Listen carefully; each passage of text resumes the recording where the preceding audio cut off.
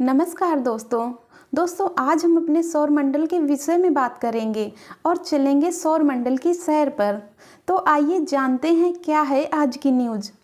जैसा कि न्यूज़ निकल के आ रही है कि प्लूटो जो हमारे सौर मंडल का सबसे छोटा ग्रह हुआ करता था और जिसे 2006 में ग्रहों की लिस्ट से बाहर कर दिया गया था, अब उसे दोबारा ग्रहों की लिस्ट में शामिल किया जाएगा। तो आइए जानते हैं क्या है पूरा मामला। प्लूटो को ग्रहों की लिस्ट से निकाला क्यों गया था और अब इसे शामिल क्यों किया जा रहा है, ये सब कुछ जानेंगे आज के वीडियो में। तो बने रहिए आप हमारे साथ। आपको बता दें 1930 में एक अमेरिकी वैज्ञानिक क्लाइड टॉम्बा ने एक बौने खगोलीय पिंड की खोज की थी और जब इसका नाम रखने के सुझाव मांगे गए तो 11वीं में पढ़ने वाली लड़की वेनेसिया ने इसे प्लूटो नाम दिया था। उसने कहा रोम में अंधेरे के देवता को प्लूटो कहते हैं और प्लूटो पर भी हमेशा अंधेरा रहता है, इसलिए इसका नाम प्लूटो रखा गया। इस तरह से प्लूटो हमारे सौरमंडल का 9वां ग्रह बन गया। लेकिन बाद में 24 अगस्त 2006 में प्लूटो को ग्रहों की लिस्ट से बाहर कर दिया गया, यह कहते हुए कि यह ग्रह की डिफिनीशन को फॉलो ही नहीं करता है। तो आखिर क्या होती है ग्रह की परिभाषा और उसकी 3 शर्तें, आइए जानते हैं। पहली शर्त यह है कि किसी भी पिंड को सूर्य के चारों ओर एक निश्चित कक्षा में चक्कर लगाना चाहिए और दूसरी शर्त यह है कि उस पिंड में इतना पर्याप्त गुरुत्वाकर्षण बल हो जिससे वे गोल स्वरूप ग्रहण कर सके। और नंबर 3 शर्त ये थी कि पिंड के आसपास का क्षेत्र साफ हो, यानी कि उसके चारों ओर उसी के समान आकार के और भार के अन्य खगोलीय पिंडों की भीड़ भाड़ नहीं होनी चाहिए। इस तरह से प्लूटो 2 शर्तों को तो पार कर गया, लेकिन तीसरी शर्त में फेल हो गया क्योंकि प्लूटो काइपर बेल्ट में स्थित पिंड है और यह नेपच्यून की कक्षा को भी काटता है।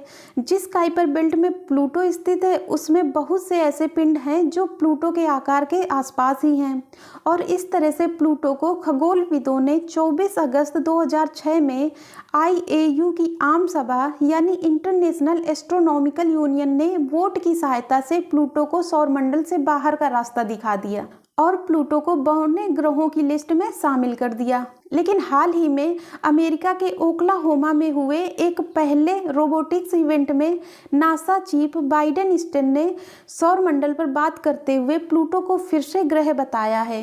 नासा का यह बयान IAU के आधिकारिक फैसले के खिलाफ है। आइए प्लूटो के बारे में थोड़ा और जानते हैं। प्लूटो का व्यास लगभग 2300 किलोमीटर है, यानी पृथ्वी का 18% है। इसका रंग काला, नारंगी और सफ़ेद का मिश्रण है। प्लूटो का वायुमंडल बहुत पतला है जिसमें नाइट्रोजन, मीथेन और कार्बन मोनोऑक्साइड शामिल हैं, यानी आप इसे एक जहरीला ग्रह भी बोल सकते हैं। जब प्लूटो परिक्रमा करते हुए सूर्य से दूर जाता है तो उस पर ठंड बढ़ जाती है और ये गैसें जम जाती हैं। अभी तक प्लूटो के 5 मून ज्ञात किए गए हैं, जिनमें से सैरन जो कि सबसे बड़ा मून है और इसका डायमीटर प्लूटो का आधा है और अन्य 4 मून निक्स, हाइड्रा और स्टिक्स हैं। जब 1930 में वैज्ञानिक क्लाइड टॉम्बा ने प्लूटो को खोजा और इसे सौरमंडल का 9वां ग्रह भी मान लिया, लेकिन बाद में धीरे धीरे कुछ ऐसी चीज़ें पता चली जो अन्य ग्रहों से प्लूटो में अलग थी, जैसे इसकी कक्षा का अजीब होना। बाकी ग्रह एक के बाद एक अंडाकार कक्षाओं में सूर्य की परिक्रमा करते हैं, लेकिन प्लूटो की कक्षा नेपच्यून यानी वरुण की तुलना में कभी ज़्यादा दूर तो कभी ज़्यादा पास होती है और इसकी कक्षा बाकी ग्रहों की तुलना में ढलान पर भी थी, जबकि बाकी ग्रह एक चपटे चक्र यानी जलेबी के घेरे के जैसे चक्र पर घूमते हैं, लेकिन प्लूटो की कक्षा इस चक्र से कोण पर झुकी हुई थी, जैसा कि आप स्क्रीन में देख रहे हैं।